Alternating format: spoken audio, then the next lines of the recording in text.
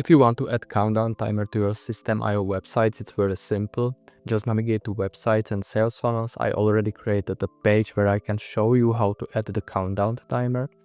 So click on the name of the page and navigate to the edit page. You can see there already is one countdown timer, and I will show you how you can create similar one. Just navigate to the left sidebar and find the countdown icon and move it wherever you want to in the page. I recommend to put it somewhere where the visitor sees first time they visit the page, so they know it's time limited offer. So we move the countdown timer on the page, and you can see there are already days, hours, minutes and seconds. To edit the countdown, just click on the element and you can see we can change the font size, we can change the text font size, and we can change the font itself to whatever we want to. We can change the colors of the text. If you want to add some text like this, just again navigate to the left sidebar, grab the text element and put it above or under the countdown timer. You can write whatever you want. I will just copy and paste this.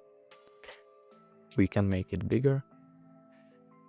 Now we should set up the countdown itself. First thing we need to do is to choose what should happen after the countdown timer reaches 0. And either it's do nothing or redirect to URL. Once the countdown reaches 0, you can redirect your prospects or visitors to some better offer or on a sale page, or give them some extra value, some upsell to push them a bit further to the action you require from them. In System.io we have 3 types of countdown timers. First is fixed time and date, which basically means you will set up whatever date you want, and on the date and the time you set up, at that time the countdown timer reaches 0, and on that time there will be the redirection to the URL. Other option is basically delay. That means you will set up, for example, 5 days, 1 hour, 5 minutes and 7 seconds, and from that time the countdown timer will start to run.